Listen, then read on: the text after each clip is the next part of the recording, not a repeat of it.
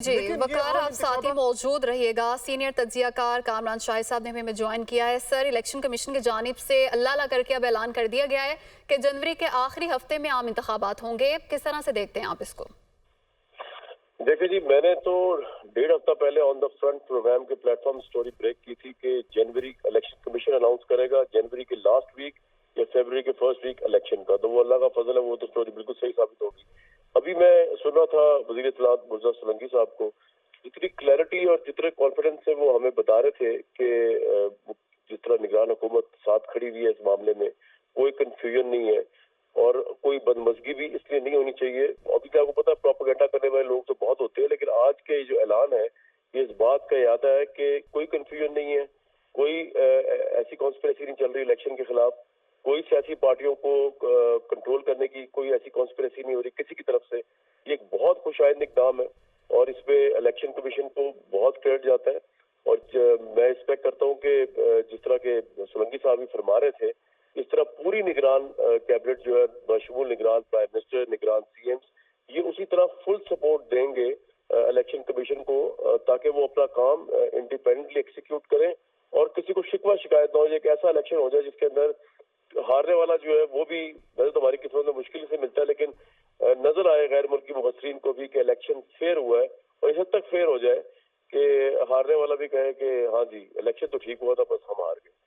Sir, जिस तरह आप कह रहे हैं क्लैरिटी तो है, नो डाउट। अभी हम ही उनका पेपर कर रहे थे, क्लैरिटी के साथ तो बहुत उन्होंने कहा कि हम मुआवनत भी करेंगे सब कुछ, लेकिन फिर भी इससे पहले कि कोई और क्वेश्चन करूं, लेकिन आपकी नज़र में कोई अभी भी ऐसी वजह हो सकती है जिसकी वजह से इलेक्शन डिले हो?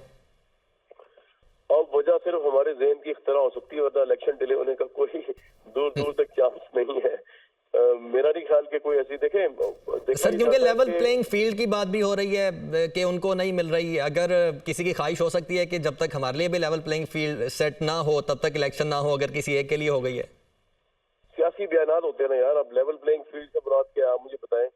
मैं तो एक मिसाल देता हूँ आपको। मुझे दिहाइयों बाद वजारत इत्तलात में कोई ऐसा बंदा नजर आया जो कि प्रोफेशनल थोड़ा क्रेडिबल जर्नलिस्ट है और वो लीड कर रहा है। अब मैं कहता हूँ अगर इनको पाकिस्तान की किसी पॉलिटिकल पार्टी ने कहा, सबने भी कहा हो, तो वो है तो मेरिट पे ना, तो ये तो साबित करना पड़ेगा लेवल प्लेइंग फील्ड से क्या मुराद है। तो लेवल प्लेइंग फील्ड ये सियासी बयानिया होता है। अभी पीपल्स पार्टी कह रही है, कल नून लीग भी कह रहे हैं कि आप इसको सीरियस ना लिया करें, ही से शी से हमने देखना है कॉन्क्रीट ग्राउंड पे देखना है इलेक्शन कमीशन क्या करता है, निगरान सेटअप क्या करता है। और हम नहीं देख रहे, पूरी दुनिया देख रही होगी इस इलेक्शन को, हमेशा देखती है, अब की दफा और मजीद सरप्राइज करेगी। तो हम भी बैठे हुए हैं मेरे भाई, हमारी आंखों से बच के कोई कहाँ जाएगा। जी कामरान साहब, शफाफ इंतखाबात कराने के लिए क्या लगता है आपको इलेक्शन कमीशन को क्या कुछ करने की जरूरत है? क्योंकि हमने देखा है कि चीफ इलेक्शन कमिश्नर पर भी मुख्तलिफ इल्जामात लगते रहे हैं माजी में। देखिए, चीफ इलेक्शन कमिश्नर पे इल्जामात जितने भी लगते रहे, ये चीफ इलेक्शन कमिश्नर पूरे जिनको इमरान खान साहब ने लगाया। अब इसमें आप और मैं क्या कर सकते हैं? इल्जाम उनकी तरफ से आ रहा है तो उसमें फिर क्या किया जाए आप बताएं। उनकी एक आईनी मुद्दत है, उनको उससे हटाया भी नहीं आ सकता, उनका ओहदा जज के बराबर है। तो इलेक्शन कमीशन से हम यही एक्सपेक्ट करते हैं कि वो एक फ्री एंड फेयर इलेक्शन करवाएंगे। अब आप मुझे एक बात बताइए, पंजाब के अंदर इसी इलेक्शन कमीशन ने इलेक्शन करवाया था ना, जब चौधरी परवेज लाई हमजा शहबाज वाला जो सारा मामला हुआ, जिसमें हमजा शहबाज हार गए थे। हमजा शहबाज वजीर आला भी थे और पूरी स्टैब्लिशमेंट भी बकौल इमरान खान के उनके खिलाफ थी, सिकंदर राजा साहब भी उनके खिलाफ थे, इलेक्शन कमीशन के खिलाफ था। उसके बावजूद परवेज लाई किस तरह वजीर आला बन गए? अगर इस्टेब्लिशमेंट कोई रोल प्ले करना चाहती है गलत, जो कि इमरान खान साहब इल्जाम लगा रहे हैं विदाउट एविडेंस, तो ये वज़ीर आला पंजाब बन सकता था पीटीआई का, जबकि फेडरल में उनका प्राइम मिनिस्टर ही फारिग हुआ बैठा हुआ था घर में। आप मुझे ये बताइए कि इलेक्शन कमीशन अगर 2 नंबर काम करता उस इलेक्शन में, पंजाब इज पाकिस्तान, मतलब पंजाब की जिसके पास है वो जो है वो रूल कर रहा होता है। देखे ना 70 के इलेक्शन के अंदर जो है भुट्टो साहब सिंध से नहीं जीते थे सुबह, पंजाब में मेजोरिटी उन्होंने ली थी। तो पंजाब इज एवरीथिंग। तो पंजाब में जब ये इलेक्शन कमीशन साबित कर चुका है, इमरान खान जो कहते थे कि इलेक्शन कमीशन मेरे खिलाफ है, इदारे मेरे खिलाफ, उसके बावजूद उनका वज़ीर आला बन गया, वो सीटें जीत गए वो ज़िमनी इंतखाब में। तो और पता नहीं क्या गारंटी चाहिए? फिर इलेक्शन होने तो देना, उससे पहले इलेक्शन कमीशन क्या करे? मतलब आप बता दें, तहरीक इंसाफ से पूछ लें, पीपल्स पार्टी से पूछ लें, वो क्या ऐसा करे कि सबको तसल्ली हो जाएगी। ठीक। अच्छा सर, एक पॉलिटिकल एंगल पर भी कमेंट कर दें कि अब इलेक्शन अनाउंस तो हो गए हैं, आखिरी हफ्ते में, जनवरी के आखिरी हफ्ते में होंगे। अब जितनी भी सियासी जमातें हैं, इनके पास क्या होगा आवाम को बेचने के लिए कि ये हमने किया है, इसकी बिना पर हमें वोट दिए जाएं? अब देखिए, ये जो अवाम होती है ना, इट इज द बेस्ट जज।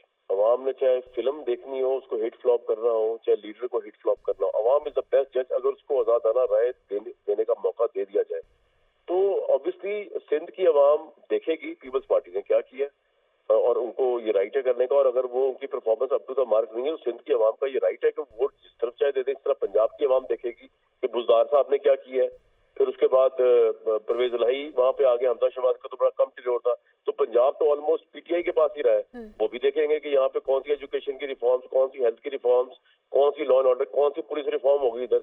आज जो पीटीआई रोती फिर रही है कि जी हमारे बंदों को पुलिस उठा लेती है, तो इनसे पूछना चाहिए 4.25 साल में आपने पुलिस का मिजाज क्यों नहीं चेंज किया। तो ये सब चीजें अवाम के सामने होंगी। केपी के अंदर उनकी गवर्नमेंट है, उसमें बड़ा अच्छा परफॉर्म किया उन्होंने।